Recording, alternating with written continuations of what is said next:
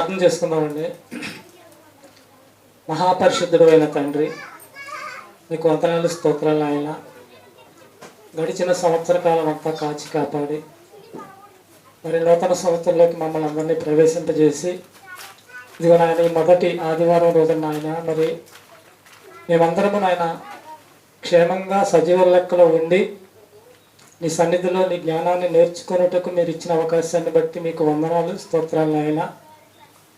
ఇదిగో తండ్రి, కొద్ది మాటలు నీ పక్షముగా చెప్పాలనుకుంటున్న నాకు జ్ఞానమును, మంచి జ్ఞానమును దయచేసి వినేవారికి అర్థమయ్యేటట్లుగా చెప్పడానికి నాకు సహాయం చేయమని, విన్న మాటల ప్రకారంగా అర్థం చేసుకుని బ్రతకటానికి వినేవారందరికీ కూడా సహాయం చేయమని యేసుక్రీస్తు వారి నామములో ఈ ప్రార్థన మీకు సమర్పించుకుంటున్నాము తండ్రి. ఆమేన్. అందరికీ వందనాలండి. నూతన సంవత్సరం మొదటి వారమే కదా ఇది. మొన్న 2 రోజులు కూడా చక్కగా జరిగిందండి. కొత్త వాళ్ళని కూడా తీసుకురావడం అనేది జరిగింది. వాళ్ళు కూడా చక్కగా విన్నారు. ఇలా మనం అప్పుడప్పుడు పెట్టే సందర్భాన్ని బట్టి మనం పెడతాము. అప్పుడు కేకేస్తూ ఉంటే మన వాళ్ళందరినీ ఓడి వచ్చి వింటారు. ఒకప్పుడు వాళ్ళు దేవుని వాక్యానికి పట్టబడతారు. ఇంకా మన ఇరుగు పొరుగు వాళ్ళందరూ నూతన సంవత్సరాన్ని అందరూ ఆహ్వానించారు. అందరూ ఆహ్వానించారు. నూతన సంవత్సరాన్ని అందరూ ఆహ్వానించారు. నూతన సంవత్సరంలోకి ప్రవేశింపచేసింది ఎవరో తెలియకపోయినా నూతన సంవత్సరాన్ని అందరూ కూడా ఆహ్వానించారు. ప్రవేశింపజేసింది ఎవరు? దేవుడు. ఎందుకని మనందరినీ సజీవ లెక్కలో ఉంచి నూతన సంవత్సరంలోకి ప్రవేశింపజేశాడు. మళ్ళీ ఎప్పుడైనా సరే ఈ సంవత్సర కాలంలో తెలుసుకునే అవకాశం దేవుడు ఇస్తానే ఉన్నాడండి. ప్రతి ఒక్కరూ ఆయన పిల్లలు కనుక ఆయన దగ్గరికి రావాలి కనుక ఈ జీవిత కాలాన్ని ఇచ్చి వాక్యాన్ని కూడా అందరికీ ప్రకటింపజేస్తూ ఉన్నారు దేవుడు. మరి మొన్న కొద్ది మాటలు చెప్పానండి. 1 తిమోతి 2:4 మనుషులందరూ కూడా రక్షణ పొంది సత్యమును గురించిన అనుభవ జ్ఞానం కలవారై ఉండాలని దేవుడు కోరుకుంటున్నాడు. అంటే నమ్మి బాప్తిసం పొందువాడని రక్షించబడదని దేవుడు బైబిల్ గ్రంథంలో వ్రాయించాడండి.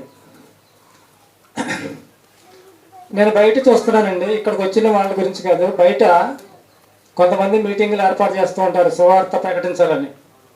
వాళ్ళకి తెలిసిన వారిని, ఇరుగు పొరుగు వారిని కూడా పిలుస్తూ ఉంటారండి. ఏంటంటే వాక్యం వినిపించాలని. వాళ్ళు వస్తారు, స్నేహితులు మరి తీసుకురాగా వాళ్ళ మాట కాదనలేక కానీ ఏదో రకంగా వస్తారండి.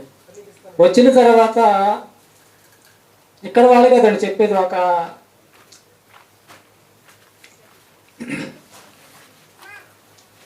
దూర ప్రాంతాల నుంచి ఒక మంచి ప్రసంగికుడిని తెస్తాడండి. దూర ప్రాంతాల నుంచి తీసుకొస్తారు. తీసుకొచ్చినప్పుడు ఈ కొత్తగా వచ్చిన వాళ్ళు వింటారు. చాలా బాగా చెప్పాడు ఈయన, చాలా బాగా చెప్పాడు అనుకుంటారు, వెళ్ళిపోతారు. తర్వాత మళ్ళీ ఎప్పుడో 6 నెలలకో సంవత్సరానికో మళ్ళీ ఎవరినన్నా ఒక కొత్త ఆయన్ని తీసుకొచ్చి దేవుడి మాటలు చెప్తే మళ్ళీ వింటారు, చాలా బాగా చెప్పాడు అంటారు, వెళ్ళిపోతూ ఉంటారు. ఇలా ఎన్నిసార్లు వచ్చిన మాటలు కన్నా వెళ్ళిపోయినా ప్రయోజనం ఏంటి అసలు?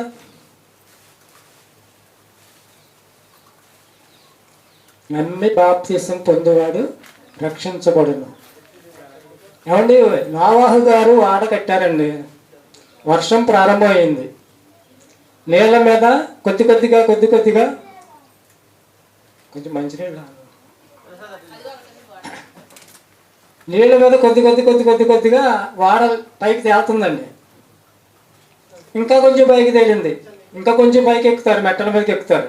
ప్రపంచం అంతా మునిగిపోయిన సందర్భం ఉంది కదా బైబిల్లో. ప్రపంచం మొత్తం మునిగిపోయింది. నోవాహు గారు పిలిచారు, నేను వాడ కడుతున్నాను, వర్షం ప్రారంభం అవుద్ది రండని. నమ్మలేదు ఎవరిలో.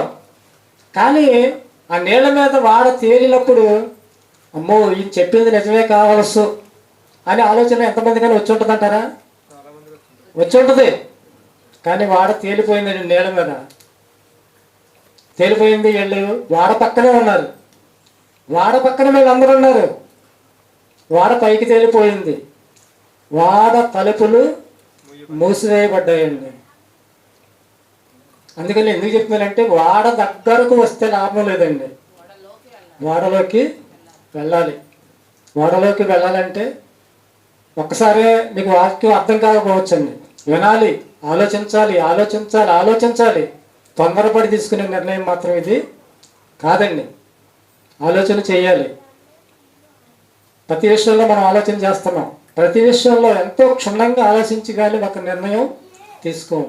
మరి దేవుడి విషయంలో, పరలోకం విషయంలో ఖచ్చితంగా ఆలోచన చేసి తీరవలసిందే.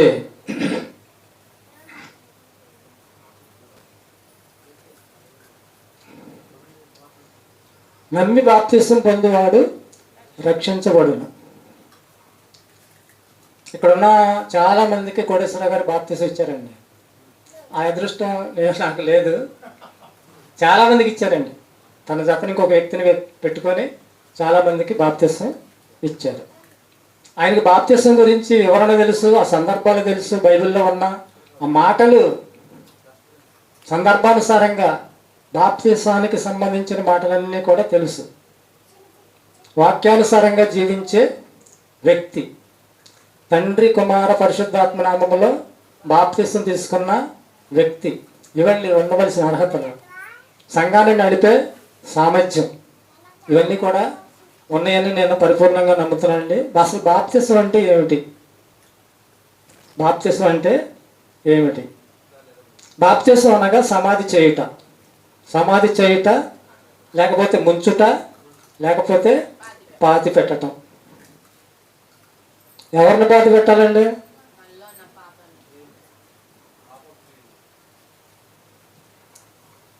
ఎవరిని పాతి పెట్టాలి?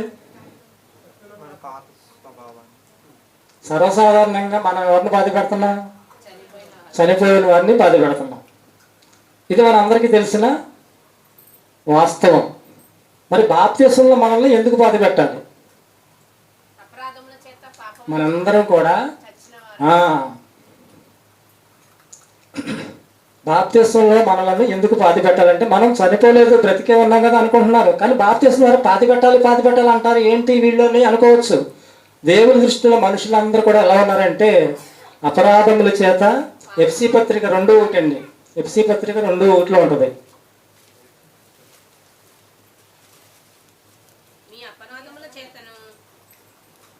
ఏమంటున్నారు అక్కడండి? మీ అపరాధముల చేతను, పాపముల చేతను చచ్చిన వారు కాబట్టి వీరిని. చాలమ్మా. అంటే ఇక్కడ ఏంటంటే, ఇక్కడ పాతి పెట్టడం, బాప్తిసం ద్వారా పాతి పెట్టడం, లేకపోతే సమాధి చేయబడటం, లేకపోతే ముంచడం అంటే అర్థం ఏంటంటే, పాతి పెట్టడం వల్ల ఏం జరుగుతుందంటే, పాపపు జీవితానికి వీడ్కోలు పడటం అండి. పాపపు జీవితానికి వీడ్కోలు పడటం, పాపపు జీవితాన్ని సమాధి చేయటం. ఎఫ్సి పత్రిక అదే 1:2 బాప్తిసం ద్వారా మిమ్మలను క్రీస్తుతో కూడా బ్రతికించెను. పరిశుద్ధమైన జీవితానికి నాంది పలకటం అండి. పరిశుద్ధమైన జీవితానికి నాంది పలకటం. పాపముల ద్వారా చనిపోయిన మనిషి బాప్తిసం ద్వారా బ్రతికించబడుతున్నాడండి. బాప్తిసం ద్వారా బ్రతికించబడుతున్నాడు. దేవుని దృష్టిలో ఎవరు మృతులు, ఎవరు బ్రతికిన వారు అని చూస్తే, దేవుని దృష్టిలో 12 సంవత్సరాలు దాటి, 12 సంవత్సరాలు దాటి, పిల్లలు కాకుండా 12 సంవత్సరాల లోపు వాళ్ళంతా వాళ్ళని పక్కన పెడితే, 12 సంవత్సరాలు దాటి మంచి చెడు అన్నీ తెలిసి ప్రతివారు వారి వారి పాపముల చేత, అపరాధముల చేత చచ్చిన వారుగా బ్రతుకుతున్నారు. చచ్చిన వారుగా బ్రతుకుతున్నారు. చాలామంది అంటారు, నేను అసలు ఏ పాపం చేయలేదు అంటారు. నేను చాలామంది విన్నాను, ఏ పాపం చేయలేదు అంటారు. అసలు పాపం అంటే ఏమిటో తెలియాలి కదా. పాపం చేయలేదు అంటున్నావు, కరెక్టే. అసలు పాపం అంటే ఏదో తెలియకోకుండానే నేను పాపం చేయలేదు నేను బ్రతుకుతున్నాను, నాకేంటి అన్నట్టుగా మాట్లాడుతూ ఉంటారు. బైబిల్ దగ్గరకు వస్తే అసలు ఏది పాపం ఏది పుణ్యం అనేది మనకి అర్థమవుతుంది. యేసుక్రీస్తు వారు ఏమన్నారండి? ఒక యవనస్తుడు వస్తే, మా తండ్రి గారు చనిపోయాడు, నేను వెళ్ళాలి పాతి పెడతాకంటే, యేసుక్రీస్తు వారు ఏమన్నారు ఒక సందర్భంలో? మృతులను మృతులు పాతి పెట్టుకుంటారు, నువ్వు వచ్చి నన్ను వెంబడించు. ఎవరైతే పాపక్షమాపణ నిమిత్తం బాప్తీసం తీసుకుంటారనండి, బాప్తీసం తీసుకున్న వారే దేవుని దృష్టిలో మళ్ళీ బ్రతికింపబడిన వారు. బాప్తీసం తీసుకున్న వాళ్ళు మళ్ళీ దేవుని దృష్టిలోనండి. ఇప్పుడు బాప్తీసం తీసుకున్న వాళ్ళు బతికే ఉన్నాం, బాప్తీసం తీసుకున్న వాళ్ళు కూడా బతికే ఉన్నారు కదా, అందరూ బతికే ఉన్నారు. ఇక్కడ బాప్తీసం తీసుకున్న వాళ్ళు దేవుని దృష్టిలో బ్రతికింపబడిన వారుగా కనపడుతున్నారు. ఆయనకి ఎక్కడ బాధ పెట్టాలని అనుకున్నాం కదా, ఎక్కడ బాధ పెట్టాలి, ఎలా తీసుకోవాలి బాప్తీసం, ఎక్కడ బాధ పెట్టాలి, ఎలా తీసుకోవాలి. అపొస్తలుల కార్యములు 8:38 నీళ్ళల్లో పాతి పెట్టాలండి, నీళ్ళల్లో పాతి పెట్టాలి, నీటిలో పాతి పెట్టాలి. ఫిలిప్పు నపుంసకుడు ఇద్దరును నీళ్ళలోకి ఇద్దరు దిగారంటండి. బాప్తీసం తీసుకునే వ్యక్తి, ఇచ్చే వ్యక్తి ఇద్దరు కూడా నీళ్ళలోకి దిగిరి. అంతటా ఫిలిప్పు అతనికి బాప్తీసం ఇచ్చెను. చాలు, నీళ్ళలోకి దిగాలండి, నీటిలో పాతి పెట్టాలి, నీటిలోనే బాప్తీసం ఇవ్వాలి. ఆ నీళ్ళు ఎలా ఉండాలండి, విస్తారంగా ఉండాలి. అంటే మునిగిపోవాలి, మనిషి పూర్తిగా మునిగిపోయేటట్లుగా నీళ్లు ఉండాలి. మరి బాప్తీసము రక్షణ ఒకటేనా, ఇది ఒక సందేహం.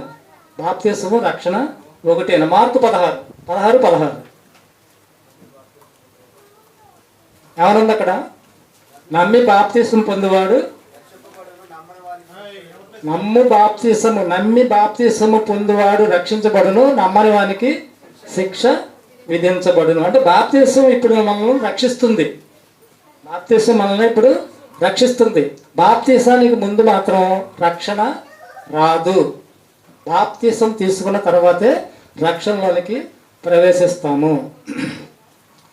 మరి బాప్తీసం తీసుకుంటే ప్రయోజనం ఏమిటి? మరణంలో పాలు పొందుటకు పాతి పెట్టబడుతున్నామండి. పునరుద్ధానములో పాలువారు అగటానికి లేపబడుతున్నాం.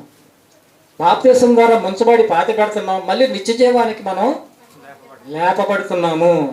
ప్రయోజనాలు ఏంటి? బాప్తీసం తీసుకున్న వ్యక్తికి కలిగే ప్రయోజనాలు ఏంటి?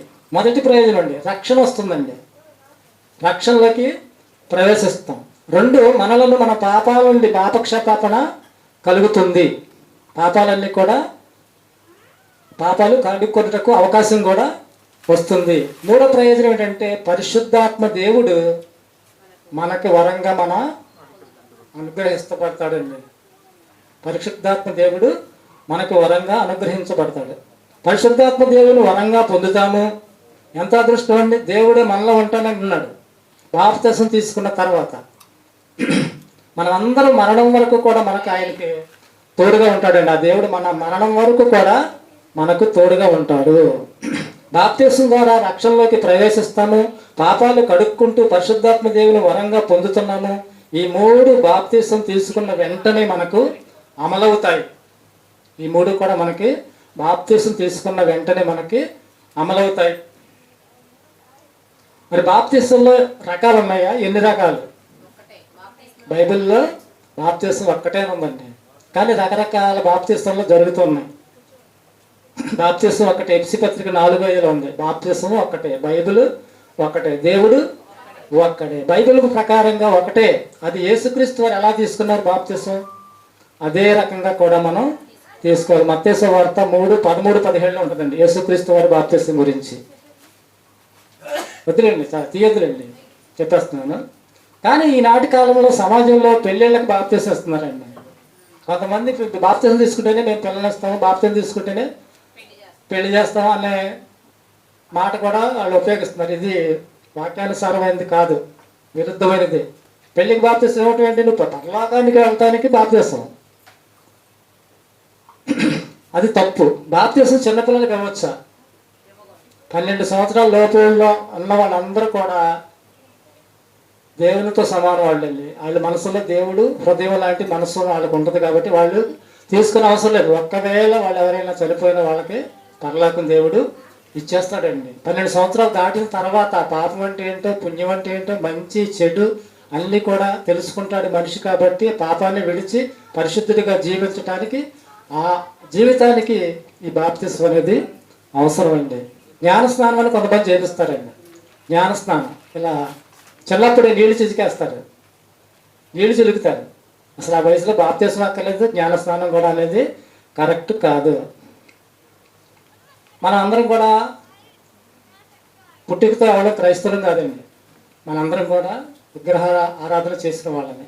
మనకు కొన్ని ఆలోచనలు ఉంటాయి, మంచి చెడు, శుభగడియలు, అశుభగడియలు. ప్రతిరోజు కొంతమంది చాలా పాటిస్తూ ఉంటారు. ప్రతిరోజు కూడా కొన్ని పాటిస్తూ ఉంటారు. శుభగడియలు, అశుభగడియలు అనేవి ఏమైనా ఉన్నాయా? బాప్తిసం తీసుకునే పరిస్థితి నీకు రావడానికి ఒక మంచి రోజు తీసుకోవాలా? శుభగడి అంటే ఏదైనా ఉందా? లేకపోతే యోర్దాను నదిలో తీసుకోవాలా? అటువంటి ఏమీ లేవండి. ఇక్కడ బైబిల్లో మనం చూసినట్లయితే అపొస్తలుల కార్యములు 16:25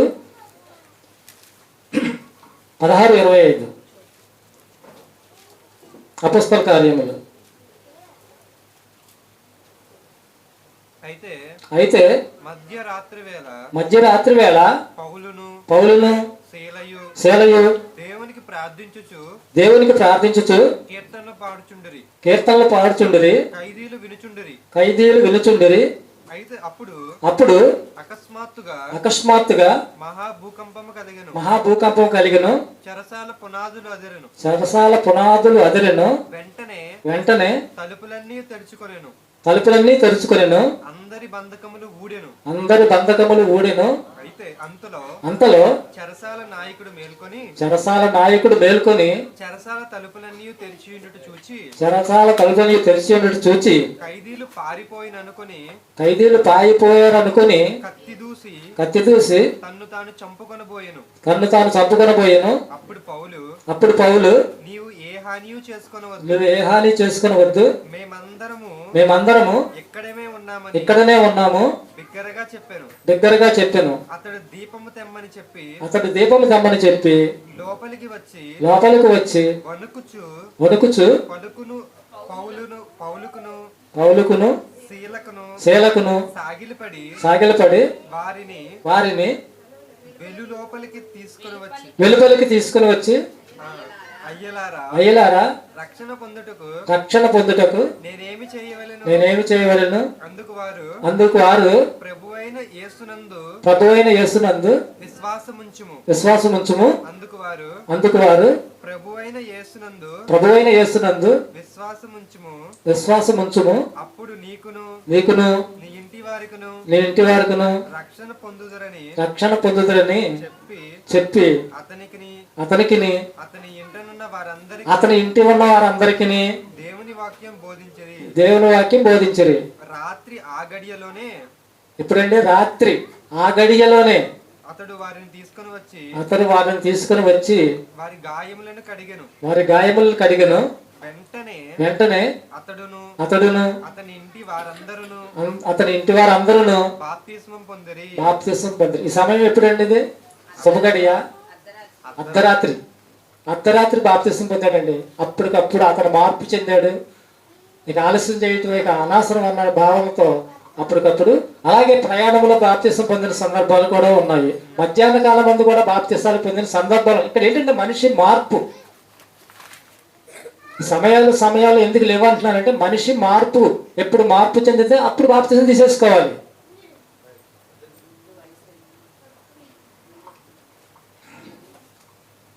నీ మనసు ఎప్పుడు మారితే అప్పుడే బాప్తిస్మం. ఫలానా సమయంలో తీసుకోవాలనేది ఎక్కడ కూడా లేదండి. ఒకవేళ ఫలానా సమయం మీరు దేవుడు నాకు దర్శనంలో కనపడాలి, నాకు చెప్పాలి, అప్పుడే మీకు బాప్తిస్మం ఇస్తామని కొంతమంది మాట్లాడుతూ ఉంటారండి. అది కరెక్ట్ కాదు, అది వాక్యానికి విరుద్ధం. ఈతల వ్యక్తి వాక్యం విని అవగాహన చేసుకుని ఎప్పుడైతే నన్ను రక్షించగలిగిన సమర్థుడు యేసుప్రభు అని తెలుసుకొని నేను రక్షణ పొందాలి అని ఆశ ఎప్పుడైతే కలుగుద్దో అప్పుడే బాప్తిసం తీసుకోవాలి. ఎటువంటి శుభగడియలు అశుభగడియలు అనేవి ఎక్కడ కూడా లేవండి. అంటే బలవంతంగా పెళ్ళిళ్ళు చేస్తే అవి వాళ్ళిద్దరు చెల్లుతాయా? వాళ్ళకిద్దరు కలిసి ఉంటారంటారా? బలవంతంగా పెళ్లి చేయండి, కలిసి ఉండరు. అలాగే బలవంతపు బాప్తిసం కూడా తీసుకోకూడదు, పనిచేయదు. ఎందుకంటే వారు దేవుల్లో నిలబడలేరు. బలవంతంగా బాప్తిసం ఇస్తే ఒకప్పుడు ఉత్సాహంగా తీసుకున్న వాక్యం అర్థం కాకపోతే దేవుళ్ళ వాళ్ళు నిలబడలేరు. ఒకవేళ బలవంతపు పెళ్ళిళ్ళు అక్కడక్కడ కొన్నాళ్ళకి అట్టట్టట్ట కొన్ని అతుక్కుంటాయి. బలవంతంగా చేసినవి కొన్ని అతుక్కుంటాయి. అవి ఎత్తుకున్నా కానీ బలవంతపు బాప్తిసం మాత్రం ఇవ్వకూడదండి. బలవంత బాప్తిసం ఇవ్వకూడదు. ఎవరి నామంలో తీసుకోవాలి బాప్తిసం? మరి కొంతమంది తండ్రిని కుమారుని వదిలేసేసి బాప్తిసం ఇస్తే అది చల్లదు. మొత్తం తండ్రి, కుమారుడు, పరిశుద్ధాత్మ నామంలో ముగ్గురు నామంలో కూడా వీళ్ళకి బాప్తిసం ఇవ్వాలి. అది మత్తయి సువార్త 28వ అధ్యాయంలో ఉందండి. వద్దులేండి, చూడొద్దులండి. బాప్తిసంలో పాతి పెట్టడం ద్వారా కొత్తగా జన్మిస్తామా?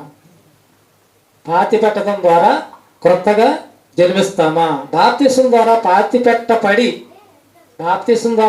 పెట్టబడి తిరిగి నీటి మూలంగా లేవడం ద్వారా కొత్తగా జన్మిస్తున్నామండి. మళ్ళీ తిరిగి నీటి మూలంగా కొత్తగా జన్మిస్తున్నాము. పరిశుద్ధాత్మలకి మనలోకి రావడం ద్వారా ఆత్మ మూలంగా కూడా మనం జన్మిస్తున్నాము. నీటి మూలంగా జన్మిస్తున్నాము, ఆత్మ మూలంగా కూడా జన్మిస్తున్నాము. బాప్తిసం అసలు పొందకపోతే ఏమన్నా అవుతుందా? బాప్తిసం పొందితే సర్వలోకమునకు, సర్వ సృష్టికి సువార్త ప్రకటించాలి. దేవుడు అప్పగించిన బాధ్యత. మార్కు సువార్త 16:16. బాప్తిసం పొందకపోతే ఏమైనా అవుతుందా? మార్కు సువార్త 16:16. నమ్మి యేసుక్రీస్తు రక్షకుడిని ఎవరైతే నమ్ముతారో, నమ్మి బాప్తిసం పొందువాడు బాప్తిసం తీసుకోకపోతే ఏమన్నా అవుతుందా అన్న దానికి ఇది. నమ్మి బాప్తిసం పొందువాడు రక్షించబడును, నమ్మని వానికి శిక్ష విధించబడును. స్వర్గం నరకం 2 ఉన్నాయని మనం ఖచ్చితంగా ఎప్పటి నుంచో నేర్చుకుంటున్నామండి. నమ్మి బాప్తిసం పొందిన తర్వాత ఏం చేయాలి? సువార్త ప్రకటించాలి. మరి సువార్త అనగా ఏంటి? సువార్త అంటే ఏంటి?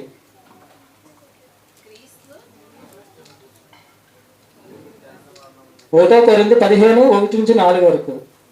1 కొరింథీ 15వ అధ్యాయము 1-4 వరకు. సువార్త అనగానే యేసుక్రీస్తు వారు మన పాపల నిమిత్తము మృతి పొందెను, సమాధి చేయబడెను. మన పాపల నిమిత్తం యేసుక్రీస్తు వారు మృతి పొందాడు, సమాధి చేయబడ్డాడు. 3వ దినమున తిరిగి లేచాడండి. ఆయన తిరిగి లేచాడు. అలా మనం కూడా లెగాలి. అలా రక్షణ పొంది యేసుక్రీస్తుని నమ్మి రక్షణ పొందిన వారు మాత్రమే లెగుస్తారని మనకి అర్థమవుతుంది. నేను మరణం తర్వాత, చనిపోయిన తర్వాత తిరిగి లేస్తాననే విశ్వాసం మనకి వస్తుందండి. అప్పటి నుంచి మనందరం ఏమనుకుంటున్నాం? మనందరం రక్షణ పొందాం కదా, మనందరం కూడా ఏమనుకుంటున్నాం అంటే నేను చనిపోయినా మళ్ళీ తిరిగి లేస్తాను, పరలోకం చేరతాను, లేదా పరదేశికి వెళతాను. బాప్తిసం ఎలా తీసుకోవాలంటే నీళ్లు విస్తారంగా ఉండాలి. ఇద్దరు కూడా నీటిలోకి దిగాలి. తర్వాత 3 నామములోకి వాక్యానుసారమైన బాప్తిసం తీసుకోవాలి. నీటిలోకి దిగిన తర్వాత ఏమైనా ప్రశ్నలు అడగొచ్చా? ఇద్దరు తీసుకెళ్తారు. చాలా మందిని చూస్తున్నారు, నీటిలోకి వెళ్ళిన తర్వాత చాలా రకాల ప్రశ్నలు వేస్తున్నారు. ఇదంతా ఏంటి? ఇప్పుడు చెప్పేదంతా ఏంటి? మొన్నటి నుంచి మన 2 సంవత్సరాల కాలం చెప్పుకున్నాయన్నీ ఏంటి? యేసుక్రీస్తు వారి గురించే కదా. మళ్ళీ నీటిలో దిగాక మరి నువ్వు పద్దాక మళ్ళీ ఆ మాటలు అడగటం, నువ్వు దశభాగం ఇస్తావని అనటం, ఇది కరెక్ట్ కాదు. ఈ మాటలు విన్నాక వాళ్ళకి ఒక అవగాహన వస్తుంది. దాన్ని బట్టి వాళ్ళు సిద్ధపడతారు. బాప్తిసం తీసుకుంటే నాకు ఇది లాభం. బాగా పరిపూర్ణంగా ఆలోచించిన తర్వాతే వాళ్ళు బాప్తిసానికి ఒప్పుకుంటారు, వస్తారు. అంతేగాని నీటిలో దిగిన తర్వాత నువ్వు ప్రశ్నలు వేసే పరిస్థితి ఎక్కడ కూడా లేదు. అలా అడగకూడదు. అది బైబిల్కి విరుద్ధం. పాత నిబంధనలో బాప్తిసం గురించి మరి ఎక్కడైనా ఉందా? యేసుక్రీస్తు వారు వచ్చి కాడిచి బాప్తిసం కార్యక్రమాలు ఉన్నాయి. పాత నిబంధనలు ఎక్కడ ఉన్నాయంటే మోషేని బట్టి 1 కొరింథీ 10:2 మోషేని బట్టి మేఘములోను సముద్రములోను బాప్తిసం పొంది ఆనాటి ఇశ్రాయేలు జనాంగం అండి. ఎర్ర సముద్రం ద్వారా మోషేని బట్టి వాళ్ళందరూ కూడా బాప్తిసం పొందినట్లుగా మనం గ్రహించాలి. నోవహు వాడ నీటి ద్వారా 8 మంది రక్షించబడ్డారు. వాళ్ళు కూడా బాప్తిసం పొందినట్టు. కింద ఉన్న వాళ్ళందరూ కూడా నశించిపోయారండి. వాళ్ళకి ఎక్కిన వాళ్ళు మాత్రం బాప్తిసం పొందినట్లుగా. పాత నిబంధనలు ఎన్ని ఎలా ఉన్నాయంటే బాప్తిసం ఛాయగా ఉందండి. యేసుక్రీస్తు వారు వచ్చిన తర్వాత నిజస్వరంలోకి వచ్చింది. నోవహు వాడకు బాప్తిసముకు ఏమిటి సాదృశ్యం? ఆనాడు వాడలోనికి ప్రవేశించి 8 మంది నీటి ప్రవాహానికి పైగా లేపబడ్డారు. మిగిలిన వారందరూ కూడా మునిగిపోయి నశించిపోయారండి.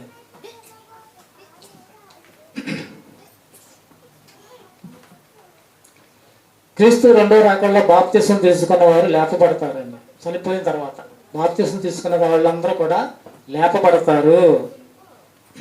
మనకెందుకులే యేసుప్రభు ఏంటి, అదే మనకు సంబంధం లేదు, అసలు బైబిలే మనకు సంబంధం లేదు. మనకి చాలామంది దేవుళ్ళు అనబడే వాళ్ళు ఉన్నారు, మనం చాలా పుణ్యకార్యాలు చేస్తున్నాం, మనం కూడా పరలోకం వెళ్ళిపోతాం అనే భ్రమ మాత్రం కరెక్ట్ కాదండి. బాప్తిసం తీసుకున్న వారే లేపబడతారు, దేవుని దగ్గరికి వెళ్తారు. నమ్మి బాప్తిసం పొందేవాడు రక్షించబడు అని బైబిల్లో రాయబడింది. నేనే మార్గం, నేనే సత్యం, నేనే జీవం అని యేసుక్రీస్తు వారు అన్నారు.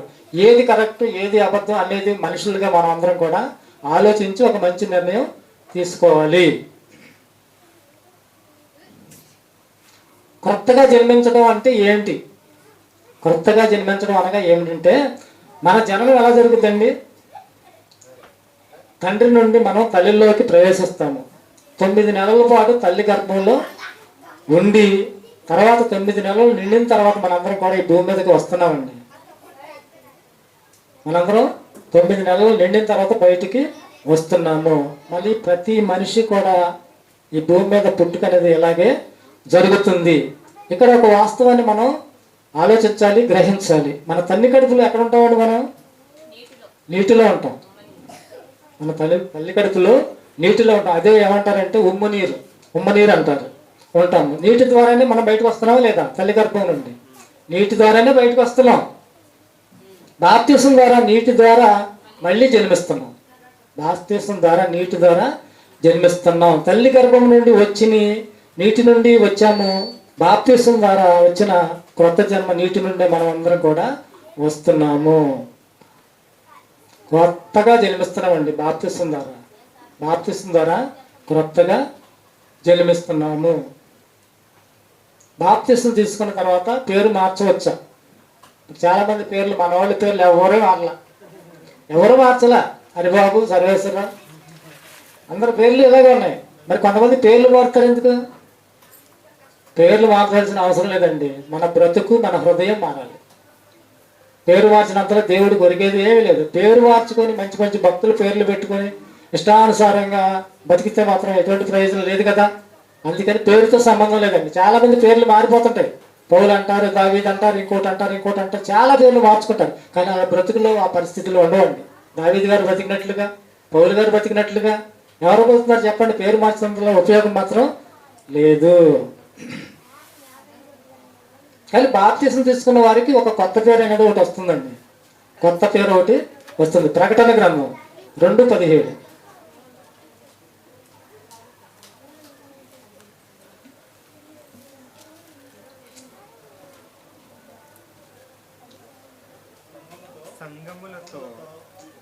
సంగములతో ఆత్మ చెప్పుతున్న మాట చెవుగలవాడు వినుడుగాక.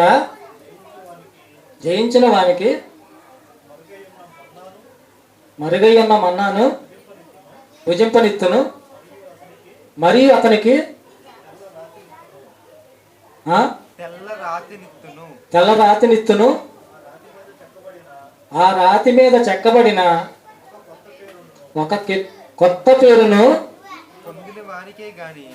అది ఎవరికి తెలుస్తుందంటే పొందిన వారికే గాని మరి ఎవరికి తెలుస్తుంది. మనకు వచ్చే కొత్త పేరు ఏంటి? క్రైస్తవుడైన కోటేశ్వరరావు గారు, క్రైస్తవుడైన సర్వేశ్వరరావు, క్రైస్తవుడైన రాజేష్, ఇలా క్రైస్తవుడు అనే పేరేనండి మనకు వచ్చేది. మామూలు పేరే, తల్లిదండ్రులు పెట్టింది మామూలే. మనందరినీ కలిసి టోటల్గా ఏమంటారంటే బాప్తిసం తీసుకున్న తర్వాత వాళ్ళు క్రైస్తవుడు. ఇదే మనకు వచ్చిన కొత్త పేరు. అసలు పేరు మార్చవలసిన పని మాత్రం లేదు.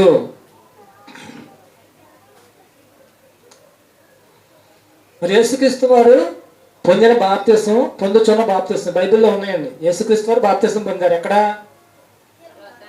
యోర్దాను నదిలో బాప్తిసం పొందారు. ఆయన పొందుతున్న బాప్తిసం గురించి కూడా వ్రాయబడిందండి.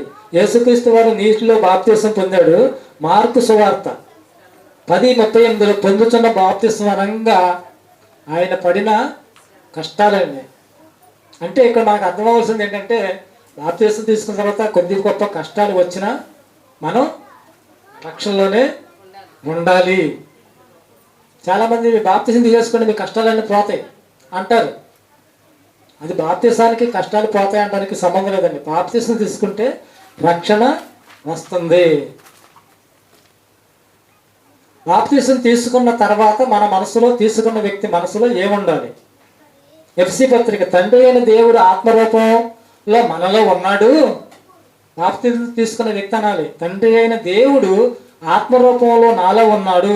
బాప్తిసం తర్వాత గలతీ పత్రిక 3:27 యేసుక్రీస్తు వారి సహోదరులండి, యేసుక్రీస్తు వారిని ధరించుకుని ఉన్నాం. మనం బాప్తిసం తీసుకున్న తర్వాత యేసుక్రీస్తు వారిని ధరించుకున్నామండి. తండ్రి అయిన దేవుడు మనలో ఉన్నాడు. పరిశుద్ధాత్మ దేవుడు వరంగా ఉన్నాడు. ముగ్గురిని పొందుకున్నాం బాప్తిసం ద్వారా, తండ్రిని, కుమారుణ్ణి, పరిశుద్ధాత్మని. నీటిలో మనలో ఉన్న ఆత్మ దేవుడిదైతే, మనలో ఉన్న ఆత్మ ఇప్పుడు మన బాప్తిసం పొందపోయినా మనలో ఉన్న ఆత్మ దేవుడిదే. ఆల్రెడీ ఆ దేవుడి ఆత్మ మనలో ఉంది. బాప్తిసం తీసుకున్న తర్వాత యేసుక్రీస్తు వారిని మనం వస్త్రంగా ధరించుకుంటాం. పరిశుద్ధాత్మ దేవుడు మన హృదయంలో మనకి వరంగా తోడుగా ఉంటాడండి. బాప్తిసం తీసుకున్న తర్వాత నువ్వు వాక్యం ఎంతో కొంత వింటున్నావు కాబట్టి నువ్వు తప్పు చేయొద్దు, పాపం చేయొద్దు, నిన్ను మంచి దారిలో పెడతాకి హెచ్చరిస్తూనే ఉంటాడు. పరిశుద్ధాత్మ దేవుడు నడిపింపులో ఉంటాం. ప్రియమైన దేవుని పిల్లలారా, దేవుని కోరిక ఏంటంటే మనుషులందరూ రక్షణ పొంది సత్యమును గురించిన అనుభవ జ్ఞానం తెలుసుకొని ఉండాలని దేవుడు కోరుకుంటున్నాడండి. ఎందుకని ఆయనకు ఆ కోరిక? ఎందుకని ఆ కోరిక? 4 పిల్లలు ఉన్నారనుకోండి. ఒక తండ్రికి 4 పిల్లలు ఉన్నారు. ఇద్దరు శుభ్రంగా చక్కగా చదువుకుంటున్నారు, చక్కగా తండ్రి చెప్పిన మాట వింటున్నారు, తండ్రి చెప్పిన మాట తూజ తప్పకుండా చేస్తున్నారు, మంచి ప్రవర్తన కలిగి ఉంటున్నారు. కడవ 2 కొడుకులు ఇష్టానుసారంగా బతుకుతున్నారు. ఇష్టానుసారంగా బతుకుతుంటే లాభం ఏంటి? తండ్రికి తలపోటు చేస్తుంటే లాభం ఏంటి? ఇష్టానుసారంగా గొడవలకు వెళ్తుంటే, ఇష్టానుసారంగా చెడు వ్యసనాలకు బానిసలు అయిపోతుంటే తండ్రికి ఉపయోగం ఏంటి? అందుకనే మనుషులందరూ, 2 కొడుకులు మంచివాళ్ళు, చెడ్డవాళ్ళు, మొత్తం అందరూ కూడా ఆయన పిల్లలండి. అందుకని అందరూ కూడా రక్షణ పొందాలంటున్నాడు. ఇది యొక్క తండ్రి యొక్క మనస్సు, దేవుడైన తండ్రి యొక్క మనస్సు. ఒక్క బాప్తిసం విషయంలోనే ఇన్ని విషయాలు రాయించిన దేవుడు మరి బైబిల్ గ్రంథంలో ఎన్నో విషయాలు నేర్చుకుని మనం వింటున్నాం, చెప్తున్నారు. ఇంకెన్ని విషయాలు చెప్తున్నాడు కోటేశ్వర గారు ఈ మధ్యన? ఎన్నో విషయాలు చెబుతున్నాడు. అసలు ఇది చాలా చిన్న పాఠం, ప్రాథమిక పాఠం అండి ఇది. దాన్ని మించిన మాటలు ఎన్నో పాఠాలుగా ఆయన మనకి చెప్తున్నారండి.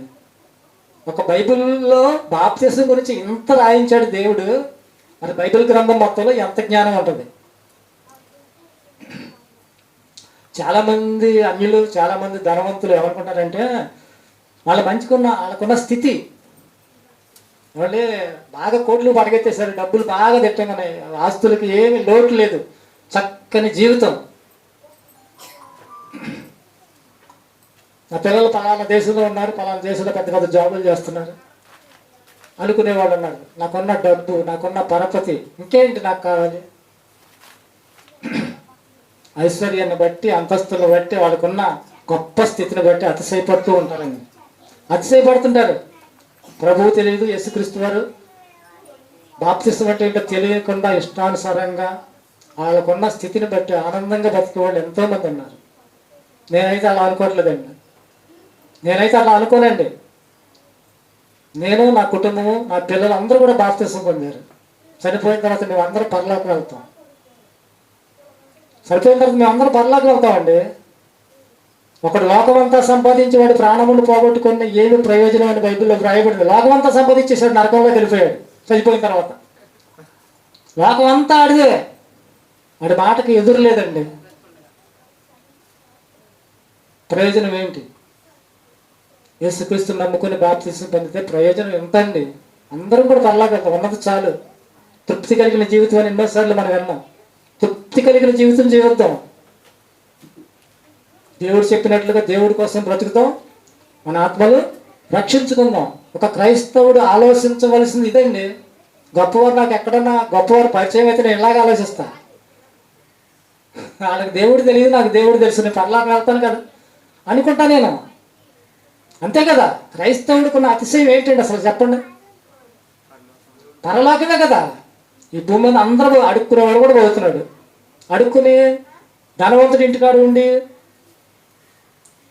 ఆ ధనవంతుడు పడేసిన ఆహారాన్ని తిని బతికిన పరదేశకి వెళ్ళిన ఎవరు? లాజరు. ధనవంతుడు ఎలా బతికాడు? ఇష్టానుసారంగా బతికాడు. ఎక్కడికి వెళ్ళాడు? నరకంలోకి వెళ్ళిపోయి అబ్రహామా అని అల్లాడిపోతున్నాడండి. ధనవంతుడు యేసు ప్రభు. నేను ధనవంతులుగా ఉండొద్దని నేను చెప్పట్లా, ధనవంతులుగా ఉండొచ్చు. ప్రభువుని కలిగి ఉండాలి, ప్రభువుని కలిగి ఉండాలండి. ప్రతి విషయంలో ఎంతో ఆలస్యం చేస్తాం.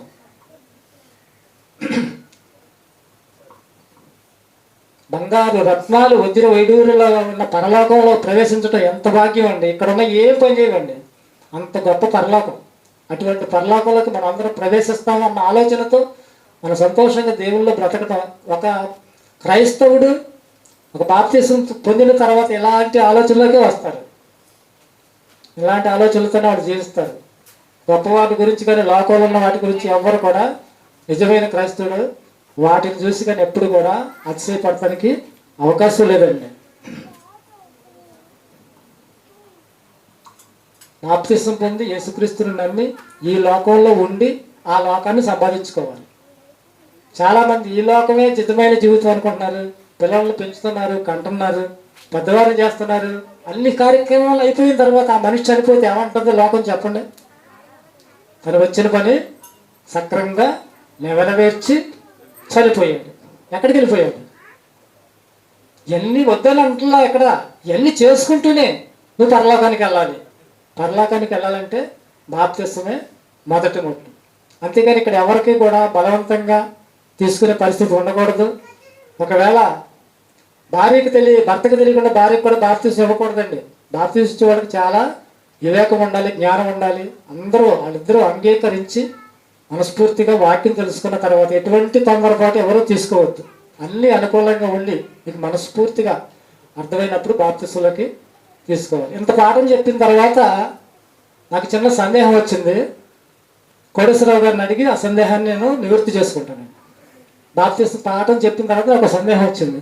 ఆ సందేహాన్ని ఇక్కడ చెప్పేది కాదు, కోటేశ్వరరావు గారిని అడిగి ఆ సందేహాన్ని కూడా తీర్చుకుంటాను. బాప్తిసంలో ఇంత వ్యవహారం ఉందండి. బాప్తిసం తీసుకొని దేవుడి కొరకు బతికితే పరలోకం వెళ్తే దేవుడికి సంతోషం, మనకి సంతోషం అండి. ప్రార్థన చేసుకుందామండి. మహాపరిశుద్ధుడు అయిన తండ్రి, ఇదిగో నాయన, ఇప్పటి వరకు నమ్మి బాప్తిసం పొందువారు రక్షించబడునన్న మాటలు, ఆ బాప్తిసంలో ఉన్న మరి చేయవలసిన పద్ధతులు, తీసుకున్నాక బ్రతకవలసిన మంచి మాటలు మీరు రాయించారు తండ్రి. ఆ మాటలు నాయన మరి ఇప్పుడు మేము పంచుకున్నాం తండ్రి. ఈ మాటల ప్రకారంగా మేమందరము నీ కొరకు బ్రతకాలి. నమ్మి బాప్తిసం పొందిన మేమందరం కూడా రక్షించబడుననే మాటకి దాన్ని ఖచ్చితంగా మేము పరలోకం చేరాలి. అట్టి మాటలు ఈ బాప్తిసం ద్వారా కొన్ని మాటలు మేము చెప్పగలిగాం తండ్రి. మరి మాటలు విన్న మేమందరం కూడా మరి నీ కొరకు మేమందరం బ్రతికి, మరి ఇరుగు పొరుగు వారు ఎంతోమంది ఉన్నారు తండ్రి. వారందరూ నిన్ను ఎరగనివారు, మంచివారే, కానీ విషయం అర్థం కాని వారిలా ఉన్నారు తండ్రి. వాళ్ళకి చెప్పి కొంతమందినైనా నీ వైపుకు మళ్లించి నీవు అప్పగించిన పనిని చేసేవారంగా మేము జ్ఞానవంతులుగా చెప్పడానికి కావాల్సిన జ్ఞానాన్ని సంపాదించుకొని నీ కొరకు బ్రతికి అనేక మందికి నీ మాటలు చెప్పగలిగే శక్తిని మాకు దయచేయమని యేసుక్రీస్తు వారి నామములో ఈ ప్రార్థన మీరు సమర్పించుకుంటున్నాము తండ్రి. ఆమేన్.